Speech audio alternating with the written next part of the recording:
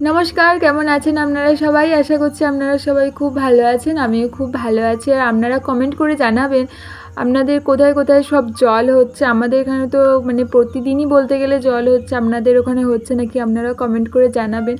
আর এই জল হওয়ার দিনে না আকাশগুলো খুব সুন্দর দেখতে লাগে, মানে শুধু মনে হয় সেই আকাশের দিকেই তাকিয়ে তাকিয়ে এত সুন্দর মেঘগুলো দেখতে লাগে।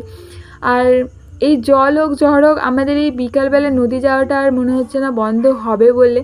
প্রতিদিনই এত গরমের মধ্যে এই পাড়ার মধ্যে মানে বাড়িঘরের মধ্যে হাওয়া তো ভালো ঠিক গায়ে লাগে না, তার মধ্যেও আমরা এই চলে যাই বিকালবেলাটুকু এই নদীর ধারে বা মাঠের ধারে বলতে পারেন একটু গায়ে হাওয়া লাগাতে। আর এই বাচ্চাটা এতটা পরিমাণে দুরন্ত, আর কিচ্ছু বলার নেই। রাস্তায় যেহেতু জানেন জল হয়েছে, তার মধ্যেও ছুটে ছুটে বেড়াচ্ছে। আর এই যে খালটা হচ্ছে, এই খালটা হচ্ছে আমাদের দেবখাল।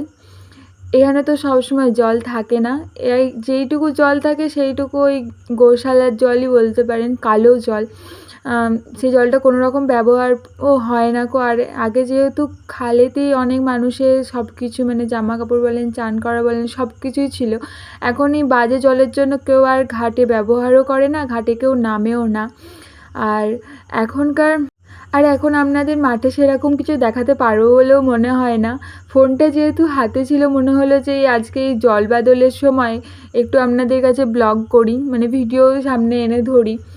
তার মধ্যেও আর এখন না শুধু মাঠে শুধু ওই তিল চাষ ছাড়া আপনাদের আর কিছু দেখাতে পারবো বলে আমি জানি না।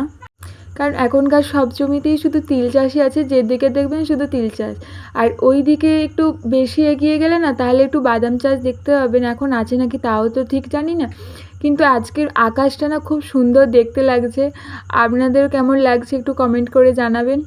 আর এই গরু তো সচরাচর আমাদের এখানেও দেখতে পাওয়া যায় না, কিছু কিছু বাড়িতেই আছে। আর এই যে খালের যে অবস্থা, তার জন্য এই সাবমার্সেল সব জায়গাতে মাঠে করে রাখা, যেহেতু আর জল পায় না। নাহলে আগে খাল থেকেই জল নিয়ে মাঠে চাষ করা হতো, এখন এই সাবমার্সেলের দ্বারাই চাষ করা হয়। আপনাদের ব্লগটা কেমন লাগলো আর আজকের ওয়েদারটা আপনাদের কেমন লাগলো, আপনারা একটা ছোট্ট কমেন্ট করে আমাকে জানিয়ে দেবেন।